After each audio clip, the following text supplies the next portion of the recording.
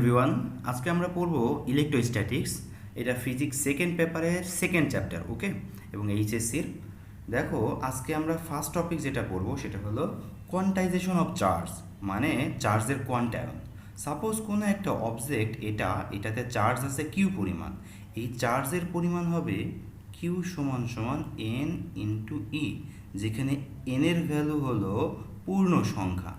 N এর value হলো পূর্ণ সংখ্যা, that means integer number, integer number, okay. এবং যেখানে ই হলো ইলেকট্রনের charge, charge of electron, charge of electron. তো কোনো একটা অবজেক্টে অবশ্যই চার্জের পরিমাণ হবে যা ইলেকট্রনের চার্জের ইন্টিজার নাম্বারের মাল্টিপ্লিকেশন, ওকে। দ্যাট মিন্স ইন্টিজারের সংখ্যা হতে পারে কি কি, সেটা হলো 1 -1 2 -2 3 -3, জাস্ট লাইক দ্যাট, এইভাবে চলতে থাকবে। এবং ইলেকট্রনের চার্জ, আমরা জানি ইলেকট্রনের চার্জ হলো 1.6 ইন্টু 10⁻⁻19 কুলম, ওকে। তো কোনো একটা অবজেক্টে অবশ্যই চার্জের পরিমাণ হবে কি কিউ সমান সমান এন ই, ওকে।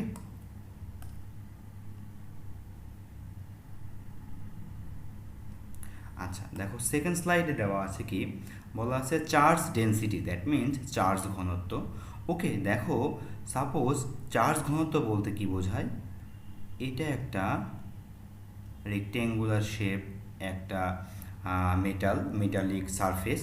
যদি এটা মেটালিক সারফেস হয়, সাপোজ এই মেটালিক সারফেসের এরিয়া যদি হয় এ, এবং এই মেটালিক সারফেসে যদি চার্জ জমা থাকে কিউ পরিমাণ, এটা হলো জমা চার্জ, তাহলে এই মেটালিক সারফেসে চার্জ ডেনসিটি হবে sigma is equals to charge divide by area, that means Q divide by A. দেখো, আমরা জানি চার্জের ইউনিট হলো কিউ এর ইউনিট হলো সি, আর এর ইউনিট জানি মিটার স্কোয়ার, ওকে। তাহলে আমাদের যদি কেউ জিজ্ঞেস করে যে ইউনিট অফ চার্জ ডেনসিটি কি হবে, তাহলে চার্জ ডেনসিটির ইউনিট হবে কুলম মিটার ইনভার্স 2। আর একটা জিনিস আমাদের জানতে হবে, সেটা হলো জুল এবং আর্গের ভেতরে রিলেশন। 1 জুল সমান সমান 10⁻7 আর্গ, ওকে। দেখো, থার্ড নাম্বার স্লাইডে বলা আছে কুলমস ল। দেখো, আমরা কুলমস ল পড়ি হলো দুইটা চার্জের ভেতরকার ফোর্সের ভ্যালু বের করার জন্য, ওকে। দুইটা চার্জের ভেতরকার ভ্যালু বের করার জন্য ফোর্সের ভ্যালু। সাপোজ এটা হলো কিউ1 চার্জ, এটা হলো কিউ2 চার্জ, এবং এদের মধ্যবর্তী ডিস্টেন্স যদি ডি হয়, তাহলে এদের ভেতরে কি পরিমাণ অ্যাট্রাকটিভ এবং কি পরিমাণ রিপালসিভ ফোর্স কাজ করবে, সেটার ভ্যালু বের করতে আমরা ইউজ করব কুলমস ল। বাট আমাদের মনে রাখতে হবে এই কিউ1 আর কিউ2 চার্জ অবশ্যই পয়েন্ট চার্জ হতে হবে। তার মানে আমরা কুলমস ল পড়ি হলো পয়েন্ট চার্জের ভেতরকার ফোর্সের মান বের করার জন্য, ওকে। এখন তাহলে কুলমস লটা আমাদের হবে কি, এফ সমান সমান 1/4πε0 into Q one Q two divide by D square. এই 1/ε0 এর ভ্যালু একটা আসে, সেটা হলো 9 into 10⁹ divide by Q one Q two divide by D square. এখানে অবশ্যই মাথায় রাখতে হবে এই যে ε0, এই ε0 একটা নির্দিষ্ট মান আছে, যেটা হলো এয়ার মিডিয়ামে 8.85 into 10⁻⁻12 coulomb square newton inverse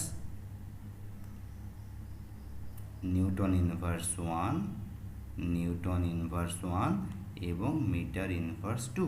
এটা হলো ε0 এর ভ্যালু, ওকে।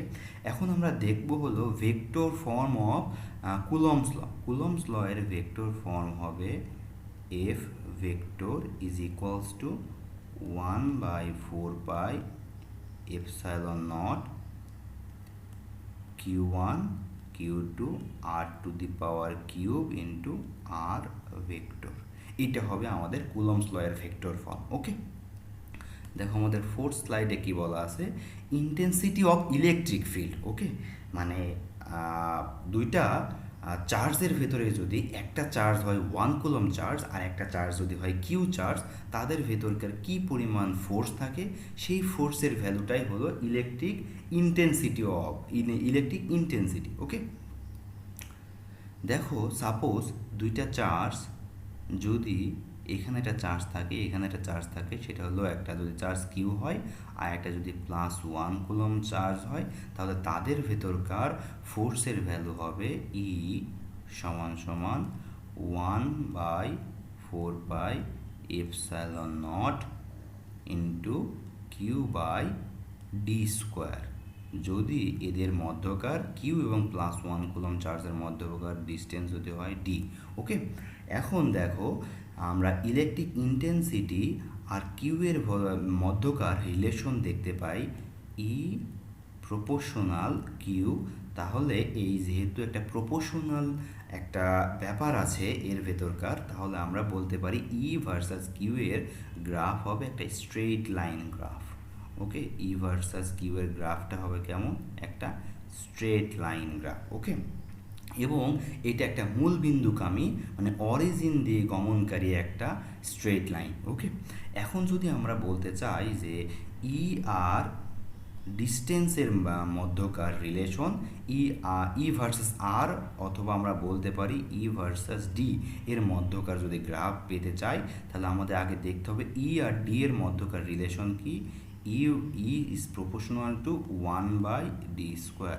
দ্যাট মিনস আমরা যদি ই এর ভ্যালু বাড়াই, তাহলে ডি এর ভ্যালু অনেক স্কোয়ার হারে কমতে থাকবে। তাহলে এদের গ্রাফটা হবে কি, এদের গ্রাফ হবে এমন যে একটা হাইপারবোলিক গ্রাফের মতো আমরা দেখতে পাবো। যদি সাপোজ এই দিকে আমরা ই দিই আর এদিকে আমরা একটা ডিস্টেন্স ইলেকট্রিক ইন্টেন্সিটি ভার্সাস ডিস্টেন্সে যদি গ্রাফ দেখতে চাই তাহলে এমন হবে। আর এদিকে যদি আমরা ইলেকট্রিক ইন্টেন্সিটি ভার্সাস চার্জের গ্রাফ দেখতে চাই, তাহলে আমাদেরটা স্ট্রেট লাইন গ্রাফ পাবো। ওকে, তো এবার দেখো আমরা জানতে চাচ্ছি হলো পটেনশিয়াল। ওকে, পটেনশিয়ালটা কি, সাপোজ ইনফাইনাইট ডিস্টেন্স থেকে 1 কুলম চার্জ সাপোজ আমি একটা পয়েন্টে আনতে চাচ্ছি, কোন একটা পয়েন্টে, সাপোজ এই একটা পয়েন্ট যেটা হলো কিউ চার্জ থেকে আর ডিস্টেন্স দূরে আছে। কিউ চার্জ থেকে কত ডিস্টেন্স দূরে আছে, আর ডিস্টেন্স দূরে আছে। আমি +1 কুলম চার্জটাকে এখন এই আর ডিস্টেন্স দূরে আনতে চাচ্ছি। এই আর ডিস্টেন্স দূরে আনতে যেই পরিমাণ আমাকে ওয়ার্ক ডান করতে হবে, সেই ওয়ার্ক ডানের ভ্যালুই হলো পটেনশিয়াল। ওকে, তো আমাদের পটেনশিয়ালের ভ্যালু ফর্মুলা আসবে ভি সমান সমান 1/4 epsilon naught Q divide by R. Okay, আর যদি আমি ওয়ার্ক ডান আর পটেনশিয়ালের ভেতরকার রিলেশন দেখতে চাই, তাহলে ওয়ার্ক ডান সমান হবে কিউ ইন্টু ভি। ওকে, এটা হলো ওয়ার্ক ডান আর পটেনশিয়ালের ভেতরকার রিলেশন। এখন সাপোজ এটা যদি একটা স্পেরিক্যাল শেপের একটা চার্জের কোনো একটা অবজেক্ট হয় স্পেরিক্যাল শেপের, এবং এই স্পেরিক্যাল শেপের ও যদি হয় তার সেন্টার, এবং সেন্টার থেকে হালকা একটা ডিস্টেন্সে যদি একটা পয়েন্ট থাকে এ, এবং তার পুরো একদম সারফেসের ওপর যদি একটা পয়েন্ট থাকে বি, এবং সারফেসের বাইরে যদি একটা পয়েন্ট থাকে সি, আমি এখন যদি এ পয়েন্ট, বি পয়েন্ট আর সি পয়েন্টে আমরা যদি পোটেনশিয়াল বের করতে চাই, তাহলে পোটেনশিয়ালের ভ্যালু কী হবে। ফার্স্ট অফ অল, যদি কোনো একটা পয়েন্ট স্ফেয়ারের ভেতরে থাকে, তাহলে ওই পয়েন্টের যেই পোটেনশিয়াল হয় এবং সারফেসের যেই পোটেনশিয়াল হয়, দুইটা পোটেনশিয়ালের ভ্যালুই সেম হয়। কি বললাম, সেটা হলো যদি কোনো একটা পয়েন্ট স্ফেয়ারের ভেতরে থাকে আর যদি একটা পয়েন্ট থাকে স্ফেয়ারের উপরে, এই দুইটা পয়েন্টেই কি হয়, আমাদের ইলেকট্রিক পোটেনশিয়ালের ভ্যালু কি হয়, সেম হয়। তাহলে যদি এ পয়েন্টে ইলেকট্রিক পোটেনশিয়াল আর বি পয়েন্টের ইলেকট্রিক পোটেনশিয়াল সেম হয়, তাহলে ভি এ এর ভ্যালু হবে 1/4 4πε0 বি পয়েন্টের ডিস্টেন্স আর এ পয়েন্টের ডিস্টেন্সের ক্ষেত্রে ডিস্টেন্সের ভ্যালু সেম হবে। সাপোজ এখানে হবে ডিস্টেন্সটার ভ্যালু আর, আর এখানে চার্জের ভ্যালু হবে কত, কিউ। সেমভাবে বি পয়েন্টেও পোটেনশিয়ালের ভ্যালু সেম হবে 1/4πε0 কিউ ডিভাইড বাই আর। ওকে, এখন যদি সি পয়েন্টের আমরা পোটেনশিয়ালের ভ্যালু বের করতে চাই, তখন আমাদের জানতে হবে ও থেকে সি এর ডিরেক্ট ডিস্টেন্স কতটুকু।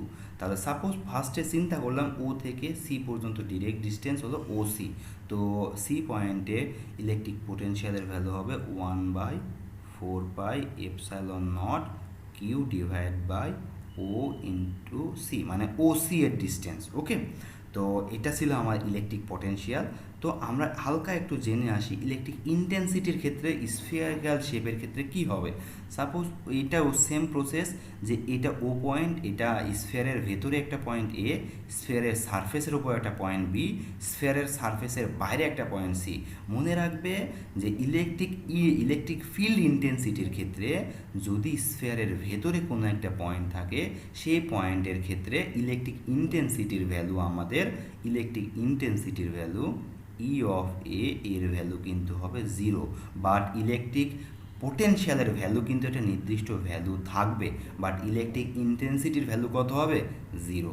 সিমিলারলি বি পয়েন্টে আমাদের ইলেকট্রিক পোটেনশিয়ালের একটা নির্দিষ্ট ভ্যালু থাকবে, আবার ইলেকট্রিক ইন্টেন্সিটির ভ্যালুও কিন্তু একটা নির্দিষ্ট ভ্যালু থাকবে। সেটা হলো ইলেকট্রিক ইন্টেন্সিটির ভ্যালু আসবে হলো ই অফ বি পয়েন্টে ইলেকট্রিক ইন্টেন্সিটির ভ্যালু আসবে, সেটা হলো 9 × 10⁹ কিউ ডিভাইড বাই ও থেকে বি এর ডিস্টেন্স, দ্যাট মিনস রেডিয়াসের ডিস্টেন্স এর হোল স্কোয়ার। ওকে, এটাই আসবে হলো আমাদের বি পয়েন্টে ইলেকট্রিক ইন্টেন্সিটির ভ্যালু। এবং সি পয়েন্টেও একটা ইলেকট্রিক ইন্টেন্সিটি থাকবে এবং ইলেকট্রিক পোটেনশিয়াল থাকবে, সি পয়েন্টেও থাকবে। ওকে, বাট একটা কথা মাথায় রাখবে, সেটা হলো এখানেও একটা ভ্যালু থাকবে, এখানেও একটা ভ্যালু থাকবে, বাট আমাদের স্ফিয়ারের ভেতরে কোনো একটা পয়েন্টে আমরা যদি ইলেকট্রিক ইন্টেন্সিটির ভ্যালু বের করতে যাই, সে পয়েন্টে কিন্তু ইলেকট্রিক ইন্টেন্সিটির ভ্যালু কী হবে, 0। বাট বি পয়েন্ট, সি পয়েন্টে কিন্তু ইলেকট্রিক ইন্টেন্সিটির ভ্যালু বলো বা ইলেকট্রিক পোটেনশিয়ালের ভ্যালু বলো, কোনোটার ভ্যালু কিন্তু 0 হবে না। ওকে, তো নেক্সট একটা স্লাইডে আসো। তো ইলেকট্রিক ফ্লাক্স কি, সাপোজ কোনো একটা বলি, দেখো ইলেকট্রিক ফ্লাক্স বলতে কি বোঝায়। সাপোজ এটা একটা সারফেস আছে, এই সারফেসের ভেতর দিয়ে কি পরিমাণ ইলেকট্রিক ফ্লাক্স লাইন বা ইলেকট্রিক ফিল্ড লাইন পাস করে যাবে, যেই পরিমাণ ইলেকট্রিক ফিল্ড লাইন পাস করে যাবে, সেই ইলেকট্রিক লাইনগুলোর মান বা ইলেকট্রিক লাইন কয়টা যাচ্ছে তার ভ্যালুই হলো ইলেকট্রিক ফ্লাক্স। কোনো একটা সারফেসের ভেতর দিয়ে কি পরিমাণ ইলেকট্রিক লাইন পাস করবে, সেই লাইনগুলোর সংখ্যাই হলো ইলেকট্রিক ফ্লাক্স। ওকে, এইগুলো কি, সবগুলোই হলো electric line, that means electric field বলতে পারো। ওকে, তো ইলেকট্রিক ফ্লাক্স ভ্যালু বের করার ফর্মুলা হলো electric flux, that means phi, এটার ভ্যালু বের করার ফর্মুলা হলো electric field intensity dot area vector. এটা থেকে আমরা বলতে পারি এ কস থিটা। সাপোজ এটার ভেতর দিয়ে ইলেকট্রিক ফিল্ড লাইন মনে করো এইভাবে পাস করতেছে, ইলেকট্রিক ফিল্ড লাইন। ওকে, আর এরিয়া ভেক্টর কোন দিকে, এরিয়া ভেক্টর হলো সারফেস থেকে পারপেন্ডিকুলার দিক বরাবর, এইটা হলো ডিরেকশন অফ এ ভেক্টর, এটা হলো এরিয়া ভেক্টরের ডিরেকশন। সাপোজ এই একটা এরিয়া সারফেস, এই সারফেসের এরিয়া হলো এ, বাট এর এরিয়া ভেক্টরের ডিরেকশন একটা নির্দিষ্ট দিকে, সেটা হলো পারপেন্ডিকুলার অফ এরিয়ার ওপর পারপেন্ডিকুলার দিক বরাবর কাজ করে কি, এরিয়া ভেক্টর।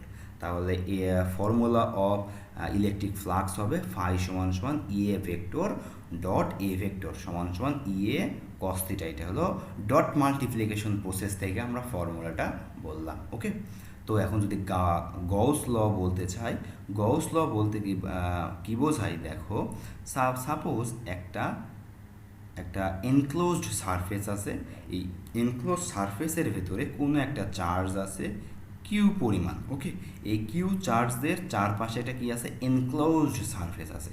তাহলে আমরা জানি কোনো একটা চার্জ থেকে অবশ্যই একটা ইলেকট্রিক ফিল্ড লাইন পাস করে যায়, একটা অবশ্যই সেটা হলো একটা পজিটিভ চার্জ থেকে ইলেকট্রিক ফিল্ড লাইন এভাবে পাস করে বাইরে বের হয়, আর নেগেটিভ চার্জের ক্ষেত্রে ভেতরে প্রবেশ করে।